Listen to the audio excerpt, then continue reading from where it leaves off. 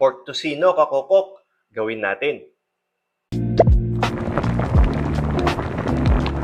Gawin na natin. Meron akong 2 kilo dito ng pork. Ang part ng pork na ito ay pork kasim or yung ginagamit na pang barbecue. At ito po yung pork shoulder din, okay? Ayan po. At pinatanggal ko na yung balat sa palengke. Ayan po, wala na pong balat. Taba na lang siya. Ayan. Pwede naman na kayo na yung magpakat sa palengke. Sabihin nyo lang pang pork tocino. Okay?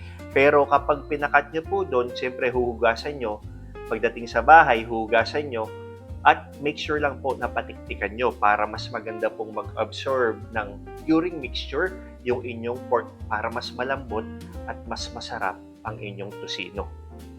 So ito po, nahugasan ko na kanina. Paper towels. Para mas tuyo po talaga, ha?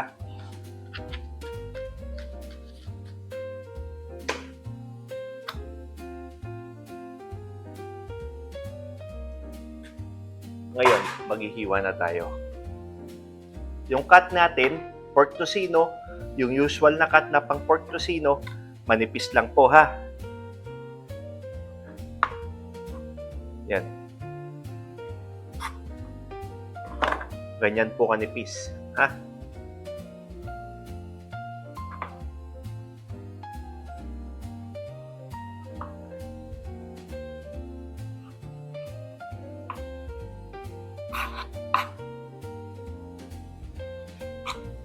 Meron tayong hot water dito, 2 tablespoon po na hot water at tutunawin natin ang beef cubes, okay? 2 beef cubes po para sa 2 kilo nitong ating pork tocino.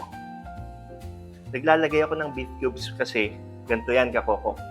Minimimik ko kasi noon pa, minimimik ko yung kung paano gumawa ng pork tocino kagaya nung lasa ng mga nabibili natin, no? Yung mga sikat dito sa Pilipinas. Ang dami kong in-experiment pero hindi ko makuha-kuha yung lasa. Bakit kaya kako? Pag tinignan mo kasi yung label ng mga sikat dito, hindi naman nila nilalagay specific. Yung kung ano talaga yung nilagay nilang ingredients, masyadong generic, di ba? Pag nakita mo nakalagay spices, ganyan, preservatives, tas meron lang nakalagay sodium nitrite, hindi nakalagay specifically kung ano yung ingredients na nilalagay nila. Pero, nung mag-research ako, may nakita ako yung mga ina-export nila, ina-export abroad, kasi masyadong strict yung rules, lalo na pag-export. Kailangan nilang ilagay sa label kung ano yung exact ingredients na ginagamit, ha? At nakita ko dun, gumagamit sila ng beef powder. Kaso wala akong beef powder ngayon, ang gagamitin natin itong beef cubes. Kaya tutunawin lang natin sa mainit na tubig. At nakita ko rin doon, mayroon silang paprika na ginagamit, ha? Tunawin muna natin itong ating beef cubes.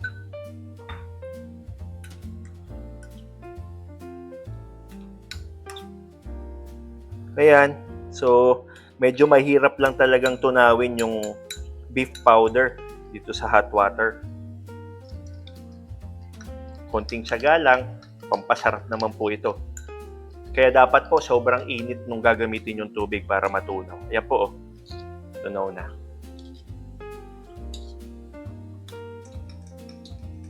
Ay, sorry, beef cubes pala to, hindi beef powder. Ngayon, start tayo sa ating dry ingredients. Maglalagay tayo ng white sugar. 1 cup na white sugar ito para sa 2 kilong pork.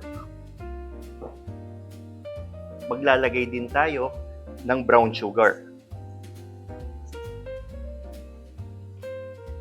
Baka may magtanong bakit gumamit ako ng mix ng white sugar at brown sugar. Ha? Pwede po bang white sugar na lang o kaya brown sugar na lang? Pwede naman po. Pero ganito po yung expectation, ha? Kapag brown sugar, expect nyo po yung kulay ng inyong tocino nandun siya sa dark side. Okay?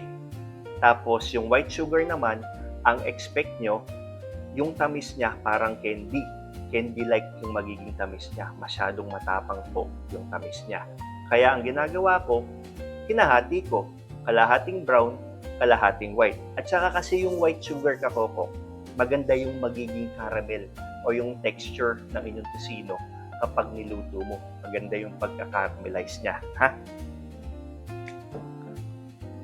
Maglalagay din tayo ng ating asin. Rock salt po ito. Okay? Ilalagay ko yung exact list ng ingredients natin sa description box. Meron din tayong garlic powder.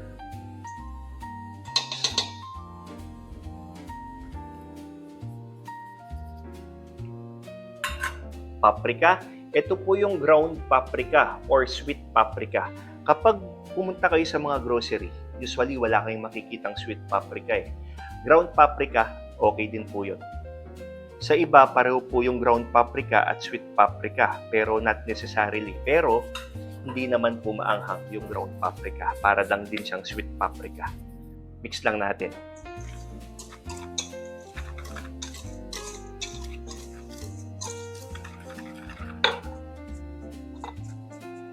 Buo-buo yung ating garlic powder. Okay lang yan. Alright. Okay na to.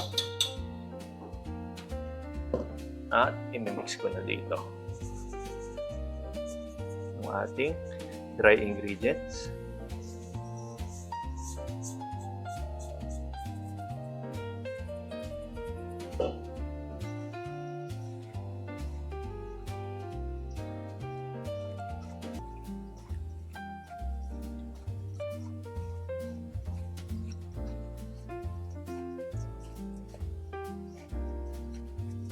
Siya nga pala,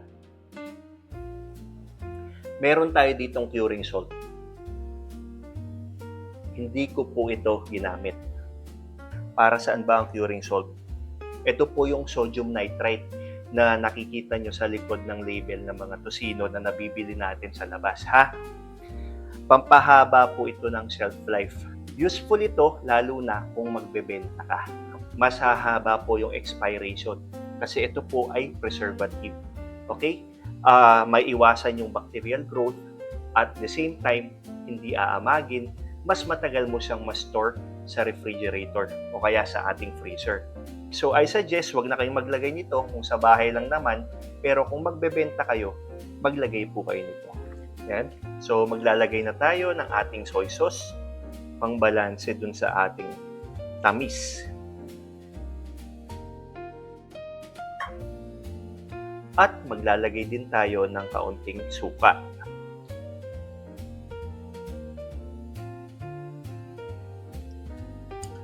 Ito na po yung ating tinunaw na beef cubes. Mix lang natin ulit.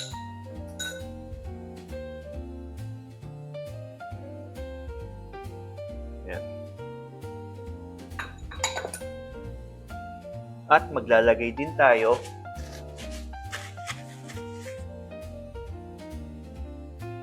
ito po ay optional ha. Usually hindi naman ako naglalagay nito pero kasi nasa vlog tayo for presentation purposes naglalagay ako.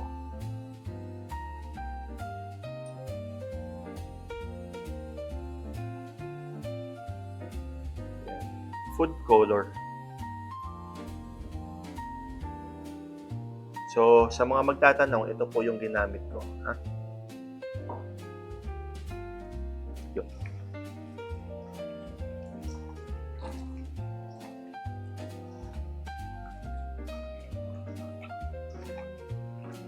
Yan ho. Yan po ha. Medyo matagal-tagal pong i-mix ito. Around 5 minutes. Pero ang pinaka-goal dito, mawala yung yung gaspang ng asukal. Yung matunaw siya ng todo. At saka nilalamas po ganyan, no? Para po sumuot or mas lumambot yung ating tocino. Sumuot po yung flavor. Naulit ko po, kung health conscious kayo, kahit hindi na po kayo gumamit ng food coloring, wala naman po magiging different sa lasa. Yan po ha, lalamas-lamasin nyo ha. Pero wag kong todo ha, baka naman malusaw yung inyong karne. Dahan-dahan na lamas po, ganyan no. Yun, para mas manuot. Yun po yung sikreto dyan. Ganda po ng kulay, no?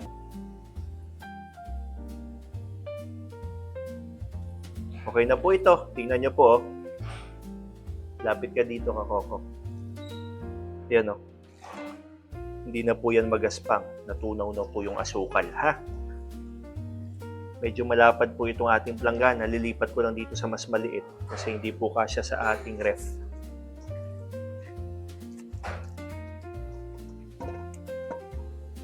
Yan.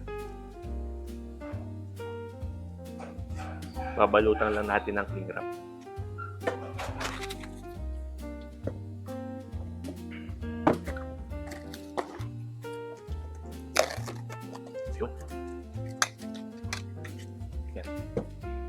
I-cure po natin ito for 24 hours. Okay? Kung nagmamadali kayo, at least 4 hours. Masarap na po ito kahit 4 hours lang. Pero maximum flavor, mas masarap 24 hours po. Ha? Ilalagay po natin sa ating ref. 24 hours na.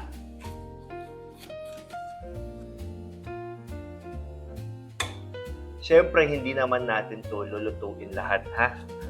Magpapak tayo at ilalagay natin sa freezer. Bali ito po ay 2 kilograms, di ba? Pero ito ay lampas na ng 2 kilo kasi yung added mixture natin. So magpapak tayo dito sa ating plastic, tig 400 grams each. Okay? Bali magpapak tayo ng 5. Yan. So 5 packs tapos yung sobra lulutuin natin.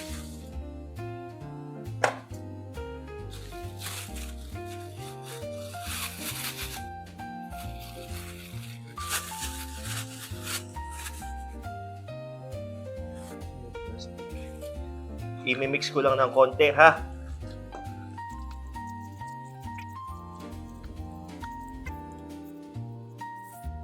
Pack tayo ng tig 400 grams.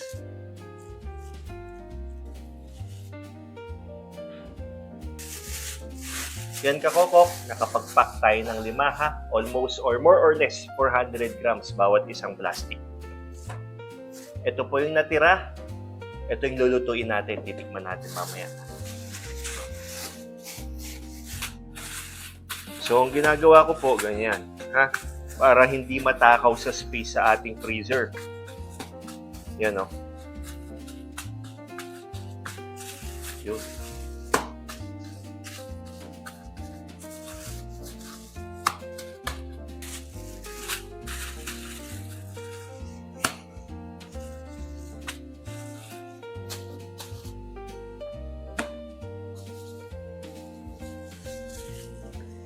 Lalagay ko po dito sa ating container.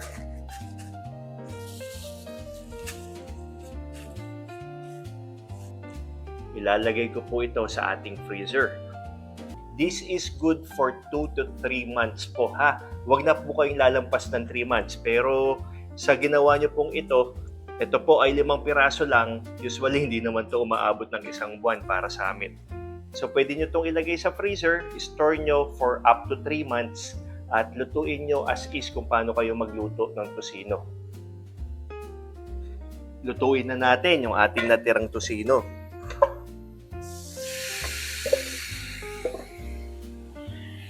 Lagyan natin ng konting tubig.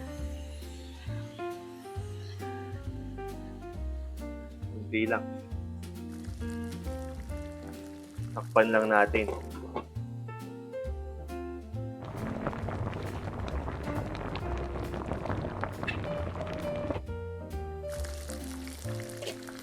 Nagda-dry na po. Hinaan na po natin yung ating apoy. Low heat lang, Kakokok, ha? Para hindi po masunog at maganda yung pagkakaramelize niya. Maglalagay tayo ng konting mantika.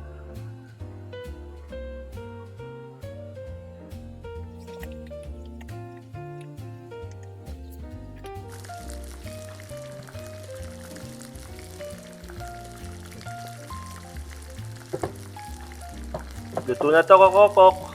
Pwede na to. Tikman natin, Kakokok. Yun, oh. Wow! Ang sarap, Kakokok. Tosinong-tosino. Hindi siya ganun katamis. At sobrang lambot po ng karne. Isa pa po. Sarap, lambot. Siyempre, mas masarap to kung may kanin sana, no? Mamaya na yung kanin, kakoko. Sarap.